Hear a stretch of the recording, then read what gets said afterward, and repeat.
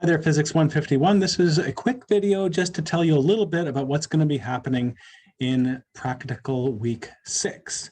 We're still going on with the Python simulations of projectiles that are traveling through the air. So when we're analyzing projectiles, often we neglect air resistance, and if you do, the answer is pretty easy. The trick is just to separate your X and Y components. Well, Lord Rayleigh, long ago, came up with an equation describing the force of drag acting on an object when it moves without rotating through a fluid it is fully immersed in. So here it is. The force of drag is 1/2 rho, where rho is the density of the fluid, in this case will be the air, times the speed squared, speed of the object in meters per second relative to this fluid, times the cross-sectional area, so an area of the object measured crossways or perpendicular in a perpendicular plane to the direction of the velocity through the fluid. That's an area, meter squared, times CD. CD is a dimensionless drag coefficient related to the shape and smoothness of the object. And the direction of the drag force is opposite the direction of the velocity. So a ball moving without rotating through the air with a velocity v has velocity components Vx and Vy, where x is horizontal and y plus y is up. What is the acceleration of the object? And we want to express the acceleration components a sub x and a sub y in terms of components of the velocity v sub x and v sub y. So let's solve this problem. Okay, so if we've got an object and its velocity, let's say it's up and to the right, here's velocity v, we've got the y component and we've got the x component. Okay, and the free body diagram of this object will have two forces on it.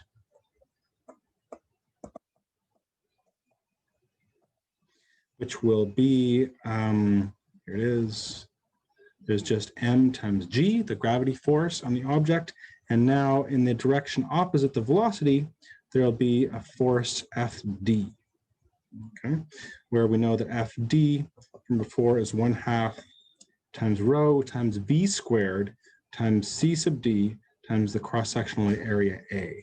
And I guess from Pythagoras,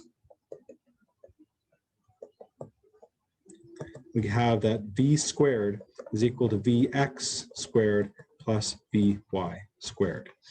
Okay, so, and another thing that I want to do is just point out, we'll move this up a little bit, that if the velocity v is in this direction, v, and this is theta, I guess, that it's traveling at above the horizontal, then here's vy.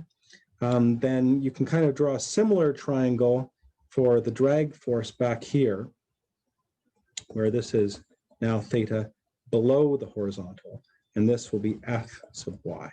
So if we're just doing the y components, first of all, we can say right here that sine theta is going to be equal to v sub y over v, and it's also equal to, drag force, this is negative, right? Negative Fd in the y direction because it's going down, divided by Fd. So we have this equation that Fd in the y direction is negative of Fd,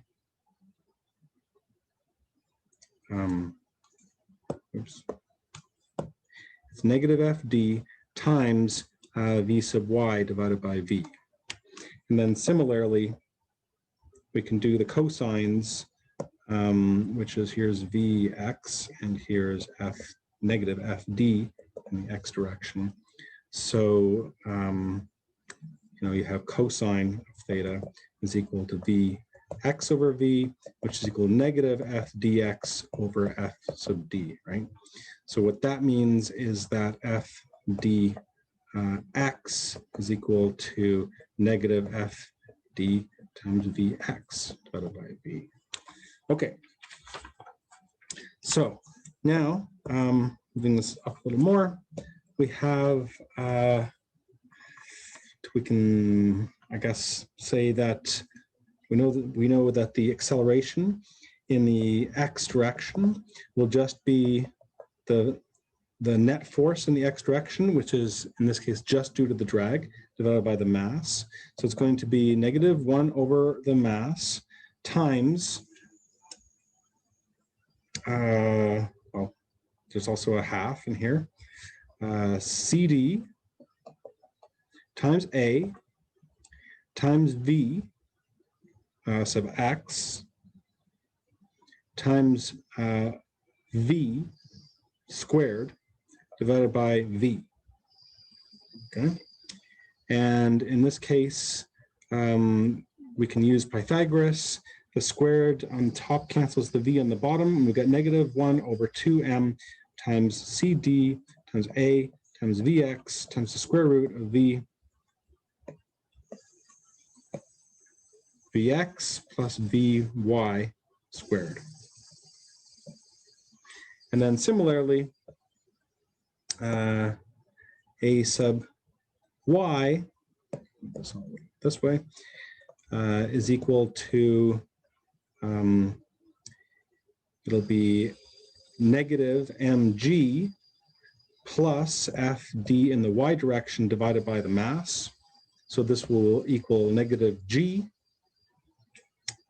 minus 1 over 2m times cd times a times vy times the square root of vx squared plus vy squared. These are the equations that we're going to use in our numerical integration this week in our codes.